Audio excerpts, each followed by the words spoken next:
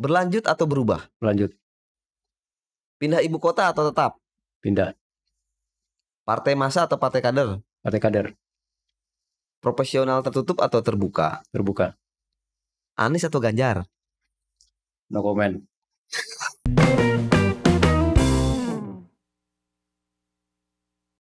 Assalamualaikum warahmatullahi wabarakatuh. Selamat sore Sobat Disway. Kali ini masih ngomongin soal partai baru yang lolos verifikasi. Nah, saya kedatangan tamu yang kebetulan ketua DPD Partai Baru, yaitu Bapak Amir Umar Sadikin. Selamat datang Pak Amir Umar Sadikin. Terima kasih Bang, sudah disambut, diterima kita di sini. Ya, selamat datang di rumah Disway. Oke ya, mudah-mudahan berhasil lah, sukses lah rumah Disway kan. Alhamdulillah, amin. Gitu. Jadi Pak Umar Sadikin, sebagai ini tantangannya berat nih kayaknya ya. Kalau partai baru ini ya. Umar Sadikin itu asli mana? Asli Kaltim ya? Bicara asli itu mungkin bicara lahirnya dulu Bang ya. Saya kalau lahirnya sih memang di Sulawesi Selatan Bang ya. Di Sulawesi Selatan. Ya, orang tua saya itu Sinjai dan Bulukumba Bang. Sinjai dan Sinjai Bulukumba itu Sulawesi Selatan ya. Jadi saya lahir di sana. Cuman umur setahun saya udah dibawa orang tua ke Kaltim. Khususnya Balikpapan dan Samboja. Jadi bisa dibilang saya merasa sudah orang Kaltim gitu Bang. Di Balikpapan dan Samboja itu maksudnya tinggalnya di Balikpapan atau? Ya, orang tua saya itu pernah tinggal di Balikpapan lama, kan kerja kan beliau ya. Terus di Samboja juga berkebun lah kita di sana lah. Kita ini petani lah basicnya Bang. Oh, bertani di Samboja. Ya, tapi rumahnya di Balikpapan gitu. Orang tua ya. Di Senipa. Di Senipa juga. Maksudnya bolak-balik antara Balikpapan, Samboja. Ya, domisilinya gitu Bang. Pernah tinggal di Balikpapan lama. Waktu awal dari Sulawesi itu ya di Balikpapan dulu orang tua tinggal, baru ke Samboja. Berarti anak Samba ya? Ya, boleh. Balikpapan. Boleh. Bolak-balik terus ya? Iya, siap. Pak Amir, ini kalau di Partai Garuda itu DPD apa DPW ya? DPD Bang sebutannya. DPD ya? Kalau di kecamatan DPC. PAC. Kalau kecamatan, ya. Kalau di kabupaten kota DPC. Dan pimpinan cabang, ya. Nah, siap. Kalau di Kaltim sudah ada berapa DPD nih? Alhamdulillah DPC ya?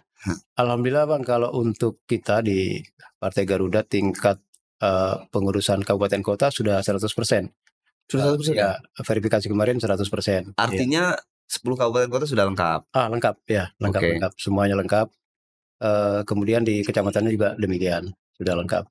Ya, cuma ya kita masih perlu speed up ini kan menghadapi Pilpres ini. Jadi ada perlu penyegaran sedikit lah biar lebih siap lagi mereka. Artinya secara struktur sudah komplit orang-orangnya, cuman kita butuh lebih kencang lagi. Maksudnya lebih butuh orang yang lebih mampu lagi mengangkat partai agar banyak caleg-caleg yang bisa kita ajak bergabung lah.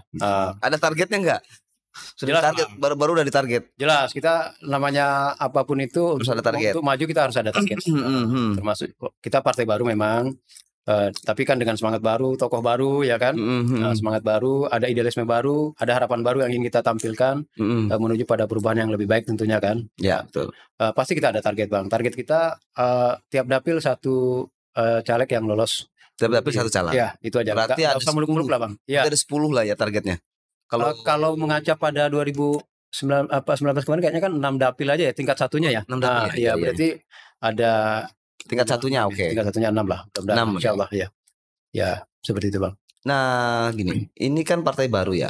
Artinya masyarakat nih butuh banyak penjelasan dan sosialisasi. Siap. Apa sih sebetulnya Partai Garuda ini? Kan sekarang ini banyak partai yang lolos aja sampai 18 ya. Kalau nggak salah. Terus 17 dan 18 ya. Iya, terakhir. Dari yang daftar 27. Nah, sekarang betul. Apa sih yang Partai Garuda itu seperti apa sih? Apa bedanya dengan partai lain? Mungkin bisa disampaikan. Oke, Bang. Jadi pertama kita ucapin terima kasih ya atas diundangnya kita di sini berbicara tentang Partai Garuda apa dan bagaimana serta apa sih yang akan dilakukannya begitu Bang ya.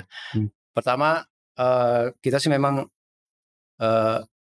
mengatakan bahwa kami memang partai baru. Artinya partai baru ini tentunya kan butuh perjuangan lebih lah untuk memperkenalkan diri dan diterima oleh masyarakat begitu Bang ya.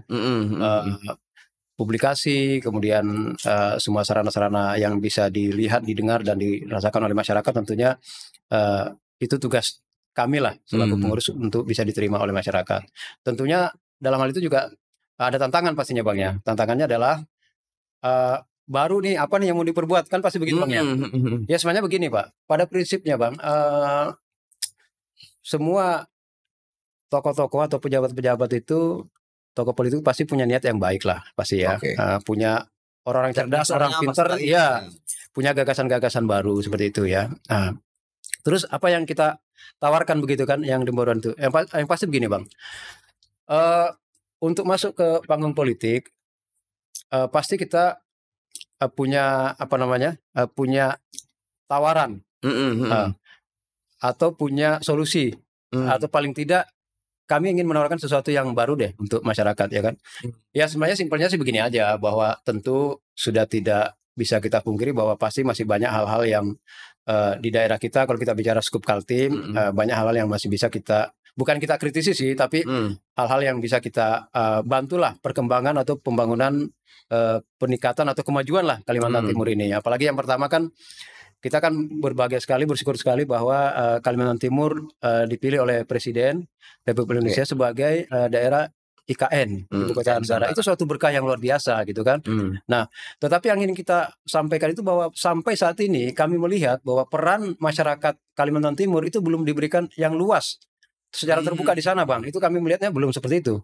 Artinya saat ini masih berkutat pada, ya mohon maaf, mungkin ada orang-orang tertentu barangkali ya, tapi kita tidak boleh nyebut nama ya, dalam arti kata bahwa belum terbuka luas begitu untuk apa namanya, baik secara sumber daya yang bisa kita olah di sana atau keterlibatan masyarakat lokal itu menurut saya masih perlu kita tingkatkan lagi lah. Artinya maksudnya di IKN ya? Ya, terutama di IKN. Artinya maksudnya itu satu contoh bahwa IKN itu ada di Kaltim. Ayo kita sambut. Itu kan satu seperti itu. Kemudian masih banyak Bang. Artinya begini. Kalau bicara data PDB atau keuangan Kaltim, mungkin Abang lebih tahu lah. Pastikan pegang datanya kan berapa PDB Kalimantan Timur. Tapi apakah secara data ini kesejahteraan masyarakat di Kalimantan Timur, apakah ini juga sudah sebanding dengan PDB yang dihasilkan dibandingkan daerah lain? Karena kan kita ini, mohon maaf, hanya diambil PDB-nya terus pembangunannya tidak ke sini. Tapi alhamdulillah lah dengan adanya IKN, ya kita terima kasih lah dengan Bapak Presiden dan pemerintah sekarang atas kebijakannya menilai bahwa Kalimantan Timur layak IKN, dan insya Allah kita mendukung itu Pak.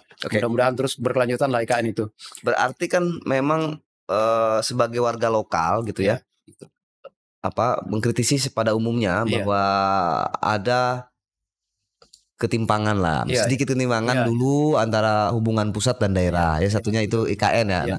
Dan IKN menjadi salah satu solusi lah. Artinya ada perhatian dari pemerintah pusat begitu ya. Saya kira apa namanya, mungkin hampir semua orang banyak yang membicarakan soal itu ya. Artinya ketika hubungan dengan pusat dan daerah, pasti daerah mintanya lebih dong. Apalagi tadi misalnya pendapatan Kaltim, terus kontribusinya terhadap nasional. Kalau Pak Isran bilang bisa sampai 500 triliun gitu. Luar biasa. Itu mungkin kalau dilihat dari situ, wah ini kurang nih gitu. Apa yang dilakukan? Nah, Partai Garuda sendiri kira-kira dalam proses perjuangan politiknya berarti arahnya ke situ atau ada hal yang lebih spesifik lagi? Oke. Jadi gini, apa namanya? Sebenarnya sih kalau kita lihat contoh ya, misalnya kayak pendidikan atau apa namanya, pemilih remaja kita ya, maksudnya remaja-remaja kita di Kalimantan Timur ini menurut saya memang juga masih belum dapat perhatian. Salah satunya yang kami fokuskan nanti ke situ juga, artinya ada bahasa milenial lah katakanlah begitu ya. Saya pengennya begini Bang, sebenarnya Bang, harusnya kita sudah mulai juga sebenarnya melibatkan proses politik kepada kaum milenial, sebenarnya begitu anak-anak muda ini kan. Kenapa? Karena mereka harus melek politik loh, bahwa kedepannya itu mereka yang akan mengisi ruang-ruang politik itu kedepannya, seperti itu kan. Tapi kalau masih usia sekolah, artinya begini, yang masih SMA ya jangan dulu lah. Tapi kalau sudah mulai kuliah katakanlah begitu, itu kan sudah, menurut saya itu bagus kalau anak muda masuk ke ranah politik. Misalnya setiap dapil, saya terbuka itu. Kalau memang setiap dapil ada mahasiswa atau kaum milenial mau mencoba, yang mungkin ketua OSIS, mantan ketua OSIS, pokoknya yang pernah jadi apa namanya aktivis lah di sekolah atau di kampus, ayolah mari berpolitik. Artinya targetnya nggak usah muluk-muluk dulu deh. Yang penting lu tampil dulu gitu kan. Tampil dulu dah gitu kan. Tampil bahwa mereka sudah mulai belajar gitu kan bagaimana namanya proses politik itu ada proses analisa ya kan, menganalisa untuk kepentingan masyarakatnya seperti apa sih begitu ya. Kita nggak usah bicara jauh-jauh dulu misalnya begini. Bagaimana apa sih yang diperjuangkan kaum milenial misalnya andai kata dia jadi caleg misalnya begini Bang. Anak muda kita itu kan sangat dekat dengan yang namanya gadget. Ya, benar ya. Gadget atau katakanlah yang online begitulah. Nah, sekarang ini kenapa kita tidak buat komunitas-komunitas secara skala kecil di tiap mungkin bisa tiap RT atau tiap kelompok-kelompok kecil ada mungkin fasilitas yang disiapkan oleh pemerintah. Kan begitu. Sekarang belum tersentuh, Bang. Sekarang masih ingin ke orang tua kemana. Jadi ini perlu kita arahkan sebenarnya. Kita arahkan pada hal yang positif gitu. Artinya Pak Umar mau bilang berarti partai-partai yang saat ini belum ada yang secara serius melakukan edukasi terhadap remaja atau pemuda gitu. Iya, mungkin sudah ada. Saya tidak mau mengatakan tadi tidak ada, tapi serius. Ya, tapi maksud saya belum kelihatan. Gitu serius. Belum nampaknya Bang di depan mata kita. Oke. Jadi itu salah satu selain tadi perjuangan politik alokasi dana juga edukasi terhadap remaja. Kita harus perhatikan remaja, Bang. Remaja ya. Harus perhatikan remaja. Jangan dia salah langkah. Misalnya yang negatif. Jangan sampai dia lari ke negatif. Mendingan gini aja deh. Dia suka game, suka gadget. Udah siapin aja fasilitasnya. Tinggal diarahin aja. Mungkin ada iklan sekali-sekali kah, iklan pemerintah, iklan edukasi. Silakan aja buatin ininya. Tapi itu artinya untuk jangan sampai dia melakukan hal yang negatif. Ya. Seperti itu. Tapi gini, seberapa penting penting kiranya anak-anak muda, misalnya yang sudah cukup umur lah. Kalau sekarang berapa ya? Yang boleh nyoblos itu berapa? 18 ya? 18 tahun gitu ya, atau yang sudah cukup umur, seberapa penting dia harus mengenal politik? Kalau kita bicara seberapa penting, berarti kan seakan-akan kita ingin memberikan grade ya dari 1 sampai 10. Jadi maksud saya begini, sebenarnya tidak terlalu penting dia harus menang, kecuali kalau dia punya semangat yang kuat, kemudian dia juga bergelora ya, oke, lebih bagus lagi. Maksudnya semangatnya gitu mas saya. Dengan didukung sumber daya tentunya, mungkin relasi dia, teman-teman dia banyak, kelompok-kelompok dia banyak. Tapi maksud saya begini, melek politik itu sangat penting menurut saya. Penting ya? Okay. Sangat penting. Kenapa? Karena di mereka inilah, adik-adik inilah yang akan meneruskan estafet kepemimpinan di daerah. Oke. Di daerah atau di negara lah katakanlah dalam arti yang luas ya. Kenapa? Karena kalau tidak melek, jangan sampai nanti yang semakin orang tua aja terus yang duduk di situ kan perlu fresh Bang. Jadi proses kebijakan yang akan mereka ambil nanti pada saat dia duduk katakanlah di anggota DPR atau di pejabat publik itu kan akan mempengaruhi juga dengan sedikit banyak dipengaruhi oleh apa yang dia alami, psikologi dia gitu kan, keseharian dia gitu loh Bang. Jadi kita tidak usang, kebijakan kita tidak ketinggalan zaman gitu kan. Benar gak? Jadi sekarang kan contoh aja kebijakan yang tadi saya bilang online, kan kita ketinggalan jauh Bang. Padahal coba kalau kita siapin misalnya wadahnya, mereka kumpul di situ, ya dibuatlah yang kreatif gimana ininya kan, mereka berkumpul, jadi tidak di rumah, menghabiskan kuota di rumah misalnya gitu kan bisa diarahkan tuh Bang kegiatan yang positif. Menurut saya seperti itu. Artinya mereka penting sekali karena ini estafet kepemimpinan, pasti mereka lah yang akan mengisi ruang-ruang itu nanti kepemimpinan ke depannya. Artinya bahwa belajar politik itu kalau dinilai gitu ya, tingkat keharusannya berapa persen? 80% atau taruhlah dari 50 sampai 80%, berapa? Saya ingin mengatakan begini, kalau bicara grade-nya seperti itu, sebenarnya politik ini kan sebenarnya sangat penting bagi negara kita. Kenapa? Karena inilah ketahanan negara kita kan dari situ juga. Kalau kita tidak diisi oleh orang-orang politik yang kuat jiwa nasionalismenya, kuat membela rakyatnya, itu kan akan amburadul negara kita kan. Sehingga menurut saya bagi orang-orang yang memang punya jiwa kepemimpinan, jiwa sebagai leader di setiap tahapan kelompok umur masyarakat katakanlah ini yang memang sudah layak untuk masuk panggung politik, menurut saya itu sangat penting kalau perlu 100%. 100% dalam arti kata arahkan aja politiknya. Tapi bukan berarti nyari itu kan politik itu kan bukan berarti kita mau cari penghasilan dari situ ya, bukan ya. Itu kan artinya sarana pengabdian kepada masyarakat sebenarnya kan. Artinya janganlah berharap misalnya wah saya masuk politik saya nyari duit atau nyari apa, bukan itu maksudnya. Artinya politik adalah bagaimana kita mengekspresikan pola pemikiran kita menjadi suatu kebijakan nanti yang akan ke masyarakat begitu kan. Nah, seperti itu. Bagaimana menghadirkan itu kan seperti itu. Itu sih menurut saya. Artinya pemahaman itu perlu dilakukan karena mereka nantinya yang harus melakukan itu di kemudian hari kan gitu. Dan kalau misalnya nanti anak-anak kita gagap politik, nantinya akan lebih parah ya kecenderungannya gitu ya. Lebih parah Bang. Artinya gini, pertama dari segi aspek kedaerahan dulu, bahwa kita orang-orang daerah yang memang kita di sini, kita harus pegang peranan penting loh. Jangan sampai nanti yang jadi pejabat publiknya misalnya, mohon maaf nih, bukan orang sini nih, gimana mau perjuangkan misalnya. Kita akhirnya jadi mendunggal sendiri kan, dunggal sendiri. Wah, kenapa kok gini? Loh, kenapa kok tidak ada orang lokalnya seperti itu? Dan itu karena kemauan berpolitik, kemampuan dia juga berpolitik lemah ya gitu ya. Bisa dianggap seperti itu ya. Seperti itu. Kenapa? Karena gini Bang, ada kesempatan apabila kita ada aktivitas di situ. Mungkin ada yang mau tapi tidak ada kesempatan. Tapi bagaimana menciptakan kesempatan? Berarti kita harus terlibat di situ kan? Benar kan? Misalnya mungkin ada anak-anak muda nih di suatu tempat tertentu barangkali ya. Ya dia pingin sebenarnya, mungkin tergugah untuk menjadi politikus gitu, katakanlah coba-coba. Tapi dia tidak punya jalannya kemana gitu kan? Seperti itu kan Bang? Tidak punya jalannya atau tidak dikasih kesempatan. Mau dimonopoli oleh yang senior misalnya itu kan. Kalau saya, kita kasih lah kesempatan. Pertanyaan begini, berpolitik itu apakah harus jadi politikus? Ya tidak juga sebenarnya. Tidak juga. Tapi yang kita perkecil ruang lingkup yang kita maksud politik ini adalah masuk ke panggung politik untuk menjadi pejabat publik kan begitu Bang ya. Tentunya kan kalau bicara politik sudah terlalu, kalau secara luas ya mungkin pengertiannya bisa luas ya. Tapi maksudnya saya bicara masuk ke panggung politik ya, bagi teman-teman yang memang punya semangat kepemimpinan di sana gitu kan. Jadi nggak usah malu-malu gitu Mas saya Bang. Betul. Masuk politik masuk aja gitu kan. Kan sekarang banyak caleg-caleg muda juga ya. Kita lihat di mana di Balikpapan, di Kutim, di Samarinda banyak partai-partai lain yang masih muda juga. Iya, betul. Oke. Sebelum jauh nanti tadi kita ngomongin soal politik malah masuk ke ruang situ. Mungkin kita akan menanyakan ke Pak Umar ini, Pak Amir.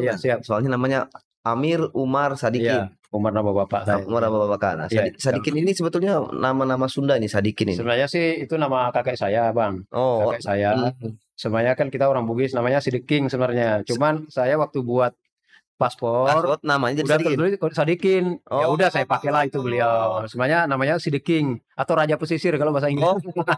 Gitu. Jadi itu Sidiking sebenarnya. Sidiking, oke. Jadi ini Sadikin ini karena salah nulis. Ya udahlah, udah saya aja. Apa-apa. Iya. Sidiking sebenarnya nama kakek. Tapi Pak Amir ya? Ya, Pak Amir ya. Tapi dari namanya memang sudah harusnya jadi pemimpin kan. Amir ini. Amin. Iya. Pemimpin lah ya. Umar juga kan sosok pemimpin. Iya. Nah, Sadikin ini apa artinya? Ya orang-orang yang lurus saja lah. Lurus ya. Tapi kalau Sideking tadi, berarti Sideking kan mungkin karena logat Bugis saja ya, logat. Gitu. Iya. Tapi kalau mau bahasa Inggris Sideking kan Raja Pesisir berarti ya. Nah, saya kan tinggalnya di pesisir juga, Bang. Jadi memang ini dari namanya didesain untuk menjadi seorang pemimpin ya, Pak Amir ya. Amin, insyaallah. Oke, Pak Amir gini, apa yang sekarang sudah dipersiapkan oleh Partai Garuda?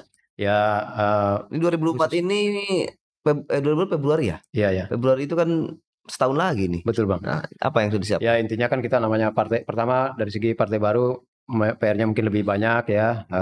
Aspek ketokohan kita memang harus kita akui memang belum banyak yang ketokohan kita yang muncul. Jadi yang hal yang pertama kita lakukan ini adalah konsolidasi internal dulu Bang. Karena saya ingin mengarahkan kepada teman-teman pengurus dan keluarga besar Partai Garuda di Kalimantan Timur bahwa ini kita kebersamaan Bang. Kita mengandalkan kebersamaan itu artinya kerja kita ayo bareng-bareng gitu kan. Bareng-bareng artinya menuju pada satu goal setting lah istilahnya begitu kan. Artinya target kita kan ada nih, bisa nggak kita capai ya. Kalau kita bekerja serius, bekerja semaksimal mungkin sesuai dengan tugas fungsi tanggung jawab kita sesuai dengan kemampuan kita, saya kira itu bisa kita capai sebenarnya kan. Karena kan kita sini tidak mengandalkan sosok tokoh yang kuat begitu kan, misalnya saya nih jadi dengan nama saja sudah bisa menarik gitu kan.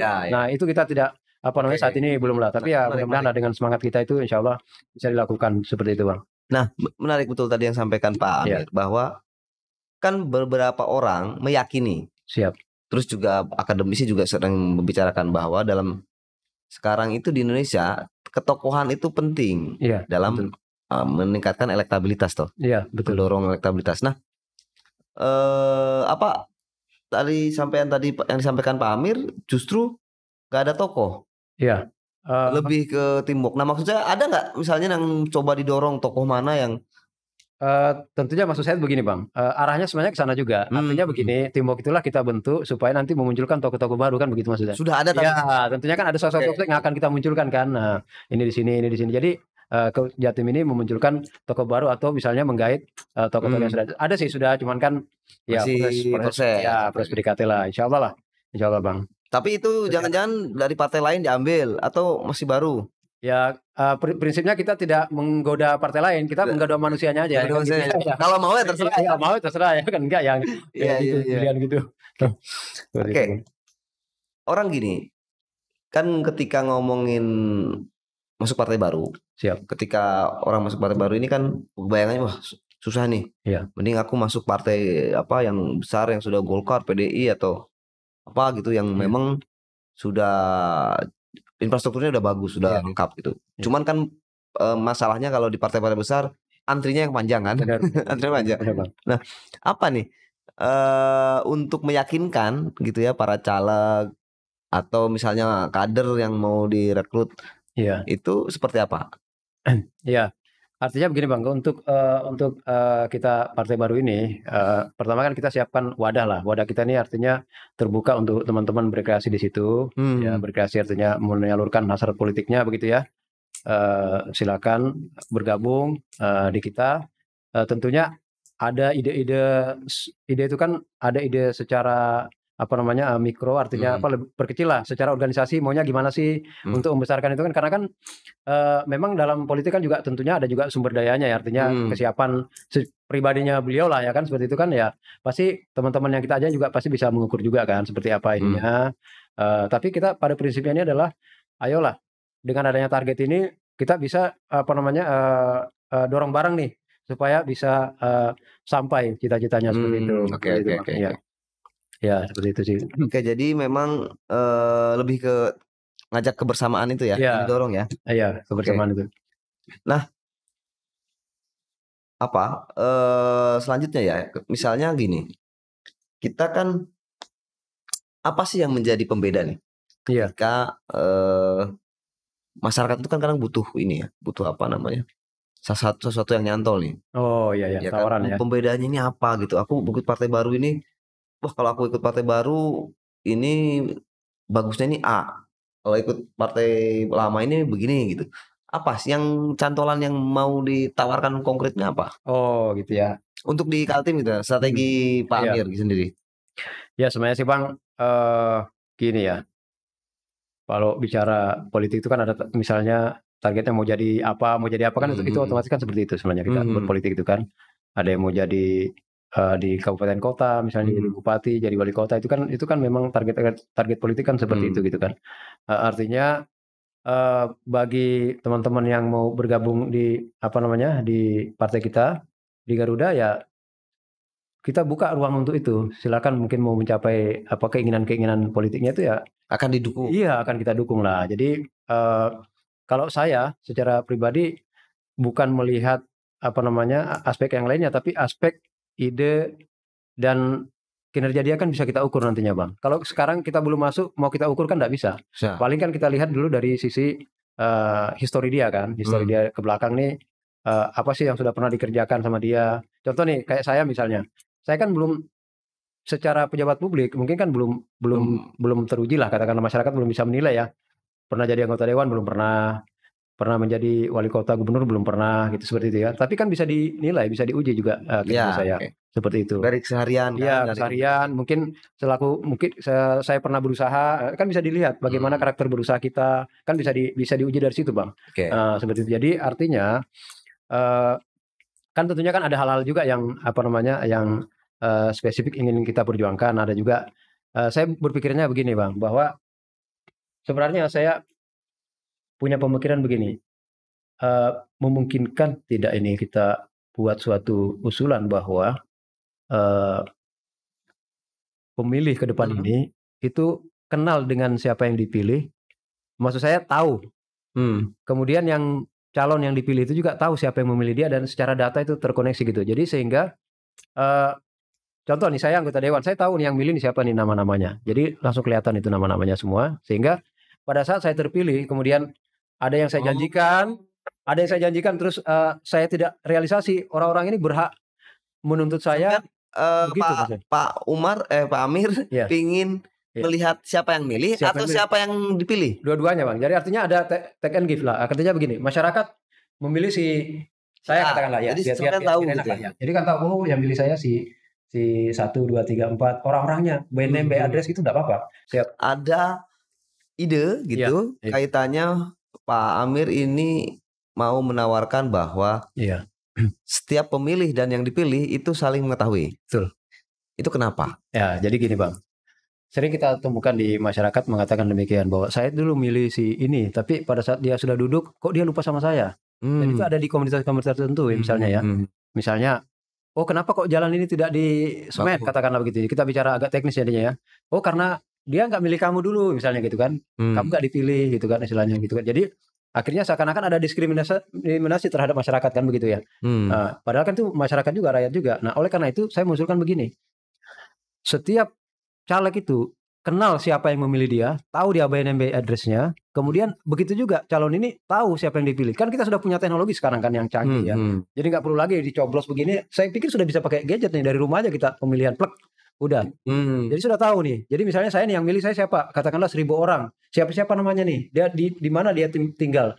Daerahnya berasal. Sehingga dengan demikian itu akan sangat memungkinkan kita mobilisasi suatu daerah agar kompak memilih satu calon tertentu saja. Begitu kan? Kenapa Bang? Karena kalau dia kompak memilih satu calon tertentu saja, akhirnya kan dia bisa betul-betul rame-rame bisa nuntut nih. Pak, loh saya kan yang milih Bapak. Ini datanya ada nih Pak. Berarti Bapak harus membuat arah pembangunannya ke sini gitu. Jangan kemana-mana. Bapak milihnya ngambil suara di sini, tapi yang Bapak bangun di sana. Itu kan sering terjadi begitu kita dengarkan di masyarakat. Nah itu dasar idenya seperti itu. Artinya juga proses transaksinya jelas gitu ya? Iya, transaksinya jelas kan. Kan memang dalam partai ada juga transaksi kan pemilihan. Sebenarnya begini Bang, saya bukan mengatakan membantai istilah transaksi itu, bukan itu yang saya maksud. Maksudnya kan begini, kita bicara wakil rakyat. Kita bicara pejabat publik, ya kan pasti ada yang diwakili ya. Kalau bupati, wali kota itu kan artinya keseluruhan lah ya, daerah sudah yang bicara daerah. Tapi ini khusus bicara wakil rakyat, mewakili rakyat. Terus yang dipilih, yang diwakili rakyat yang mana? Saya mencoblos Anda nih, berarti saya memberikan hak kuasa saya kepada Anda. Tolonglah Anda memberikan take and give untuk masyarakat, untuk saya ini, seperti itu kan bahasanya. Minimal didengar ya. Iya, paling tidak berarti kan ada dong.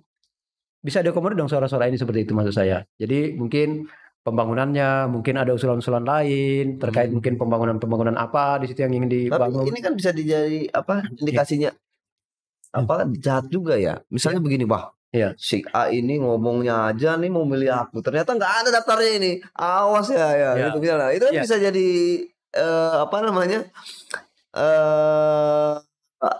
keinginan untuk berbuat jahat misalnya ya, dendam gitu. Ketika tahu bahwa si A tidak memilih saya padahal di depan dan sudah mengaku iya dan bahkan juga sudah kita anggap bahwa dia sebagai tim kita, gimana dengan begitu? Nah, justru itulah bagusnya Bang. Konsep yang saya lakukan itu bagusnya begitu apa? Mengajarkan orang untuk jujur. Mengajarkan orang untuk. Padahal sekarang banyak yang nggak jujur ya. Saya tidak mengatakan itu, biarlah Abang yang bicara itu. Maksudnya mengajarkan untuk orang untuk komitmen. Karena sebenarnya begini. Saya katakan seperti tadi, semua orang pintar, cerdas. Semua pejabat-pejabat ini, semua yang duduk, tokoh-tokoh ini semua pintar dan cerdas. Yang bermasalah hanya di komitmen saja, komitmen dan adab. Begitu ya. Komitmen dan adab kenapa? Yang korupsi itu berarti nggak komitmen Bang.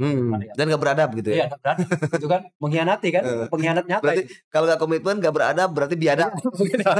Nah, seperti itulah yang kita katakan. Satu menarik Pak. Oke, berarti soal komitmen ya, persoalannya komitmen. Karena gini, saya juga sering dengar gitu ya, atau ngobrol-ngobrolan ini di luar ini kan bahkan banyak tim sukses gitu ya kan, yang dia juga main kiri kanan. Dari sini nerima, dari sana nerima, dari sini nerima. Nah milihnya terserah dia yang mau yang mana gitu. Nah itu juga mungkin menjadi pertanyaan di situ ya yang harus diselesaikan ya. Akhirnya apa yang tadi Bapak sampaikan itu menjadi jelas akhirnya kan. Itu tim yang mana kan kelihatan nanti. Bisa jadi tim sukses, jangan-jangan tim sukses kemarin enggak nyoblos malah dia. Iya. Karena kan ngambang. Tapi kalau itu kan jelas, berarti kamu nih gimana sama kemarin ya kan? Kita sudah satu tim apa segala macam. Karena memang banyak yang si A dengan partai ini dekat, dengan orang caleg ini dekat, dengan ini dekat gitu kan banyak. Iya. Jadi akan tidak ada lagi kepura-puraan Bang. Saya pura-pura temenan dukung ini, tapi sebenarnya saya tidak mendukung itu kan. Karena mungkin ada yang lain. Tapi kira-kira partai lain mendukung nggak kalau gagasan Anda ini? Apa kekurangan dan kelebihannya? Ya tentunya semua namanya kekurangan dan kelebihan pasti ada. Tapi kalau menurut saya ini kayaknya jauh lebih baik ini saya. Ya, bagaimana terus mempengaruhi partai lainnya? Tentunya ini bisa akan menjadi pembahasan nasional kalau ini diangkat oleh media. Media ngangkat, ya lebih luas lagi jadi pembahasan karena kita sekarang sudah era teknologi Pak, yang lagi tipu-tipu gitu ya Mas. Mas saya sudah jelas loh siapa yang milih kita nggak apa-apa. Nah, perkara tadi ada caleg yang menjanjikan terus dia tidak mampu kan pasti kan ada alasannya Pak. Tidak mampu kenapa? Alasannya apakah karena anggaran, apakah karena gimana? Tapi tidak ada alasan bahwa memang orangnya mangkir dari komitmen kan gitu Mas saya. Artinya di situ akan mengeliminir broker-broker politik juga. Jelas dong, jelas. Itu jadi transparan. Sekarang kan era transparan kok masa enggak ditransparan. Soalnya broker politik bisa sampai ke RT RT, Pak. Wah, RT ini aku deket sini. Nanti tak ini gitu. Di situ bisa kelihatan ya. Ya kelihatan sekali, Bang. Bahkan gubernurnya pun tahu, oh ini saya kemarin, wah kamu enggak milih saya kok gitu. Tapi efeknya ada efek buruknya, wah. Ya, karena di sini misalnya daerah Samboja, Sanipah ini tidak ada yang milih saya, kata gubernur, nggak ada aku kasih anggaran. Nah, gimana itu? Ya itu memang satu. Itu akhirnya gini Bang. Dari situ juga akhirnya kita bisa baca sosok pemimpin yang sesungguhnya, gitu Bang. Karena gini, kalau menurut saya, pemimpin sesungguhnya itu, oke lah, perahu mungkin berbeda, tapi pada saat sudah di atas, dia sudah tidak lagi melihat perahunya, tapi sudah melihat seluruh masyarakat ini secara bagian dari rakyat kita, gitu kan? Gitu. Nah, tentunya kalau kita mendekati mereka, contoh kayak Rasulullah lah. Rasulullah waktu jadi Rasul ya kan dilempar kotoran, tapi beliau tidak dendam. Tapi akhirnya kan masyarakat itu kan jadi pengikut setia kan. Iya. Maksud saya kita memberikan seperti itu juga lah. Akhirnya kita bisa bijak begitu kan. Jangan ada politik dendam lah seperti itu kan. Tapi dengan adanya seperti itu tadi Pak, itu sangat memungkinkan terjadinya kelompok-kelompok komunal di daerah tertentu untuk menjagokan pilihannya. Jadi begini, itu memungkinkan orang terbaik di daerah tersebut betul-betul mewakili daerahnya. Kenapa bisa begitu? Loh, itu tadi kalau sudah jelas pemilihnya siapa kan? Oh, berarti si A ini jelas nih. Iya jelas. Misalnya contoh Abang lah, misalnya di daerah sini kan. Oh, Abang ketokohannya sini kuat, punya ide-ide bagus gitu kan. Kalau orang semua mendukung Abang kan pasti jelas itu kan. Oh, Abang mewakili komunitas ini. Kan selama ini arah pembangunannya selama ini kan jelas juga. Cuma nggak pakai nama aja. Iya, sebenarnya selama ini juga jelas itu kan. Tapi kan kenapa kita kan lebih jelas lagi kan lebih bagus ya kan, begitu aja sih. Itu sih tawaran saya. Ya, perkara mau diterima enggak ya itu yang penting kan lempar dulu nih kita nih. Siap. Tapi menarik juga mungkin nanti bisa ketika Pak Amir ini nyalon juga ya nanti ya. Insya Allah. Di Kaltim apa di Kukar? Saya lihat kebijakan dari DPP. Saya sih maunya sebenarnya mewakili Kukar aja. Tingkat 1 mas saya provinsi untuk mewakili Dapil Kukar.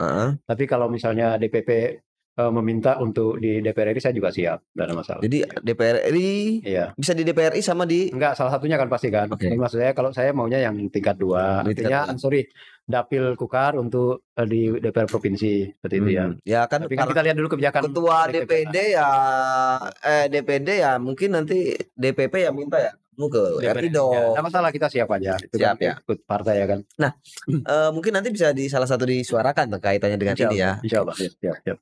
Oke, teman-teman menarik kaitannya dengan usulan terbuka. Jadi kita tahu siapa pemilih kita dan siapa yang nggak milih dan di mana aja daerahnya, dan juga tadi bisa mengeliminir broker-broker politik yang selama ini ke kanan ke kiri tapi ketika itu loh kamu nggak milih saya gitu ya, begitu ya. Betul. Oke.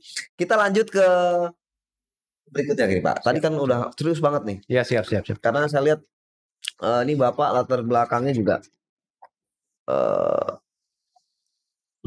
ini juga ya banyak kegiatan ya. Biar ditulis panjang Bang supaya kelihatannya berapa lembar gitu kan. Iya. Ini kayak mau lamaran kerja ini soal. Aslinya seperti itu Bang. Asli. Karena ada yang itu filenya di kantor ya udahlah. Tapi sebelum ini pernah digelut di dunia politik ya?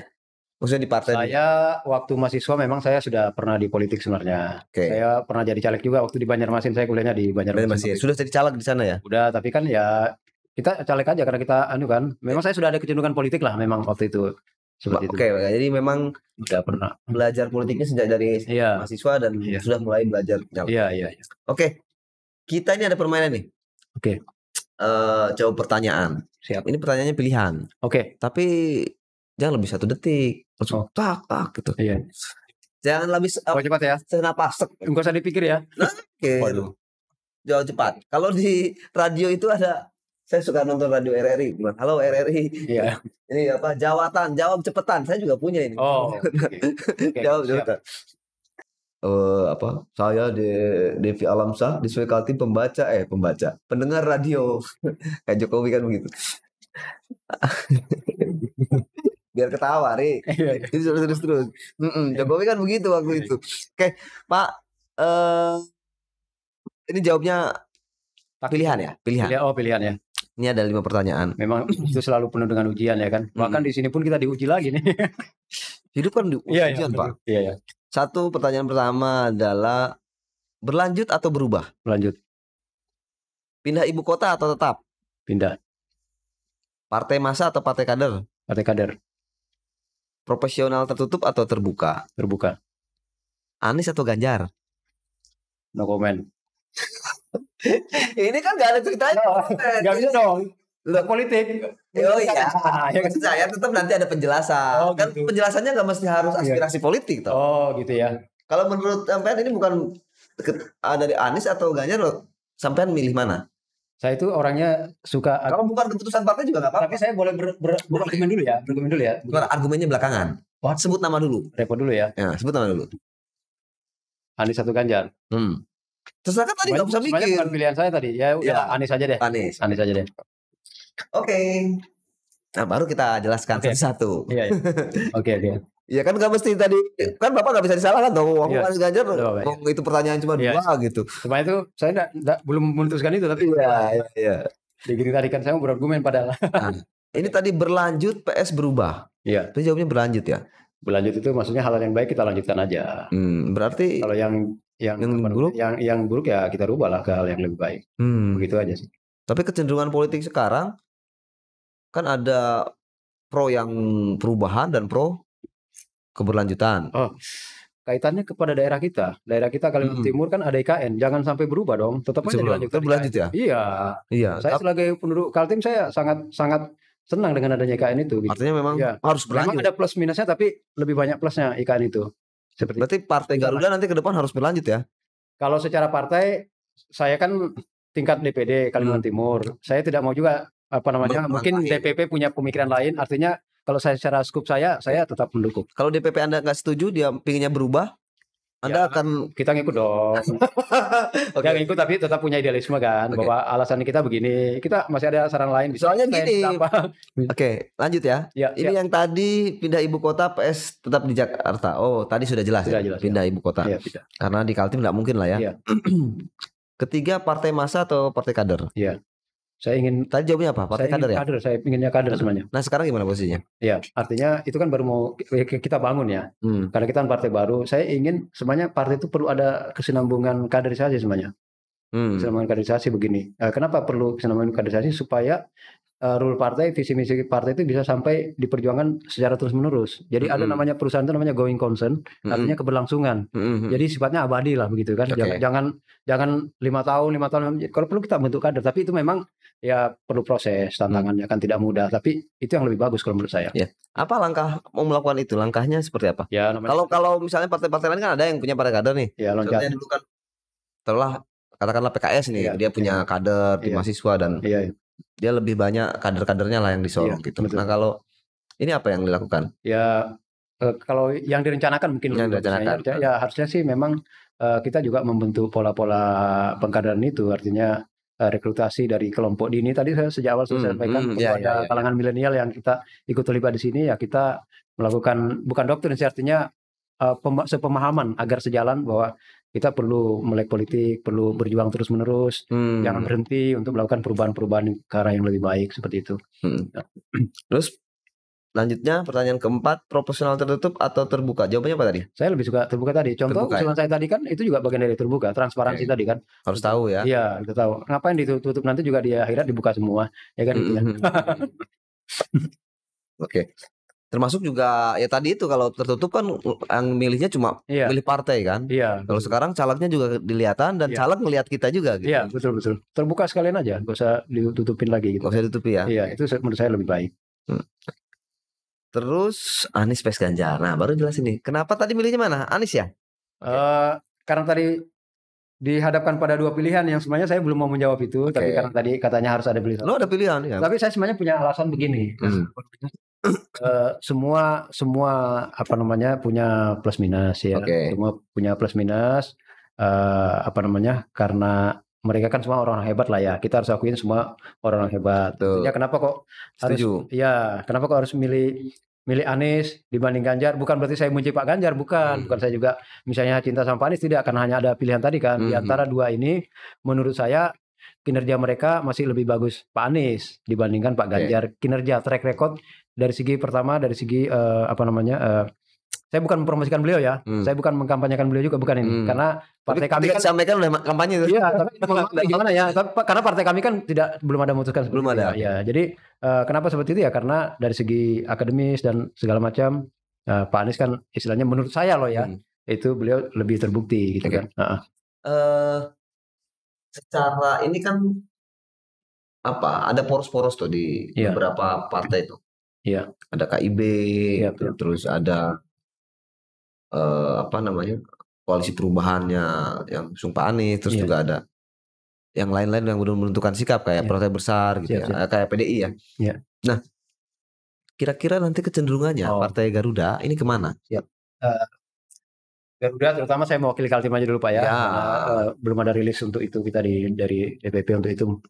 Intinya begini, kalau bagi saya, bagi kami, siapapun yang memimpin Republik ini harus wajib kita dukung Pak. Wajib kita dukung karena itu adalah pilihan mayoritas rakyat Indonesia. Jadi apabila kita tidak mendukung pilihan rakyat Indonesia itu sama halnya kita mengkhianati juga beliau itu. Tetapi kita juga boleh dong berkontestasi, artinya ikut kompetisi lah katakanlah demikian. Mudah-mudahan rakyat juga memberikan kepercayaan kepada kita kan seperti itu. Artinya secara prinsip politik siapapun yang sudah terpilih maka itu wajib kita dukung. Inilah bentuk terpilih nih Pak. Iya, maksudnya ke depannya kan. Kita bicara baru ke depannya. Bakal calon ya. Iya, baru bakal calon ya. Baru bakal calon ya. Calon aja belum nih. Iya, andai kata boleh saya pun mau aja menjadi calon juga. Iya. Kita aja bisa jadi bakal calon. Iya, bakal calon kan. Ya, bakal calon lah paling tidak. Iya, bakalnya banyak. Iya, bakalnya banyak kan. Jadi gitu, Bang.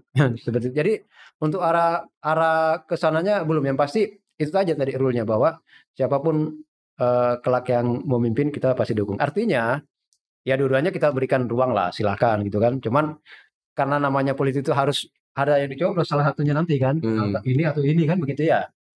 Ya kita next aja deh. Nunggu selanjutnya. Kecenderungannya Partai Garuda atau sendirilah secara personal Pak Amir sendiri itu lebih cenderung ke koalisi perubahan, ke KIB atau ya tadi itu masih dengan PDI gitu atau yang lain-lain? Yang jelas saya cenderungannya ya koalisinya Pak Anies itu perubahan. Iya. Padahal koalisinya Pak Anies loh yang katanya salah satunya yang mau merubah IKN. Gimana ceritanya? Iya. Ya, pokoknya saya IKN-nya tetap. IKN tetap tapi ikut koalisi perubahan itu. Jadi yang dirubah boleh yang lain kecuali IKN. IKN jangan. Kalau IKN kita ya IKN prinsip Kalimantan Timur loh, ya kan gitu. Gitu. Ya menarik. Kan boleh punya pendapat dan harus disuarakan ya. Harus disuarakan. Artinya kalau beliau nggak mendukung IKN ya udah nggak jadi deh ya kan. Nggak dukung semuanya ya kan. Gitu. Ini bagian dari tadi itu harus saling mengenal. Iya betul. Kalau Pak Anies kan sudah dikenal. Iya. Tapi kan dia nggak kenal orangnya toh. Iya. Saling itu adalah mengetahui apa sih yang diinginkan oleh orang itu tadi ya. Iya. Oleh warganya. Iya. Salah satunya adalah warga menginginkan IKN. Iya. Jadi kalau Pak Anies dan koalisi perubahan untuk mendukung, mau didukung oleh Pak Amir atau Wali Gelora ya harus IKN harus dilanjutkan gitu ya. Dilanjutkan dong. Itu yang berubah yang lain. Ya berubah yang lain lah, rubah yang lain. Kenapa? Karena IKN itu sudah mengeluarkan biaya besar dan itu juga memang Indonesia ke depan. Dan Samboja, Hanifah itu masuk itu ya? Iya masuk ringnya ya? IKN ya? Iya makanya saya getol banget itu mempertahankan IKN. Nanti sebetulnya RT-nya jadi RT IKN ya? Atau saya masuk belum tahu sampai sejauh itu Bang. Belum tahu ya? Siapa tahu saya salah bicara nanti kan. Biarkanlah yang pasti IKN-nya dulu lah kita. Oke. Terima kasih teman-teman Pak Amir. Iya, ini terima kasih. Diskusi awal yang menarik karena kita ini baru pertama kali bertemu Pak Amir dan Pak Amir juga salah satu sosok yang baru gitu ya di dunia politik, tapi mudah-mudahan beliau punya ide-ide yang unik gitu ya. Menarik, tadi uniknya itu adalah yang terbuka, yang mungkin bukan tidak dipikirkan ya, orang jarang memikirkan hal itu. Tapi mudah-mudahan apa yang diharapkan Pak Amir karena beliau adalah ketua Partai Garuda bisa terrealisasi karena amin. Beliau punya alat nih. Kalau kita misalnya cuma ngomongin aspirasi, saya nggak bisa ini karena harus lewat partai toh. Saya bukan misalnya orang partai, tapi orang partai kan harus bisa merealisasikan apa yang menjadi gagasan. Terima kasih Sobat This Way, dan sebelum itu Pak Amir, apa salam Partai Garuda itu apa? Iya. Simbolnya ada. Kalau salam disue gini dulu, salam disue. Oh iya ya. Salam disue begini. Kita salam disue begini. Ah Ini ya. gitu aja nih. Ya gini. Iya. Dibalik. Oke, salam disue. Jadi kalau Garuda begini. Kalau Garuda gimana? Kurang lebih aja kita begini aja kan. Begini. 11 kan? Iya. Oh 11. Ini 2 Pak. 11. Ya 11 satu-satu. Oh kalau nggak gini. Ya satu-satu. Ya Garuda di dadaku. Oh Garuda di dadaku. Garuda di dadaku. Berarti di sini ya. Garuda di dadaku. Garuda di dadaku. Ya seperti itu aja. Karena kalau gini repot kalau dua nih kan tangannya kan nanti nggak bisa megang HP kalau gini. Jadi begini aja lah. Oke, terima kasih. Ya. Kita bertemu di lain sesi. Mudah-mudahan bisa kita ketemu lagi. Pamit. Siap, terima kasih. Terima kasih pada keluarga besar Disway dan seluruh pemirsanya. Sukses untuk semuanya. Mudah-mudahan kita sama-sama menjadi pembaruan Kalimantan Timur yang lebih baik. Oke. Terima kasih. Assalamualaikum warahmatullahi wabarakatuh dan salam Disway.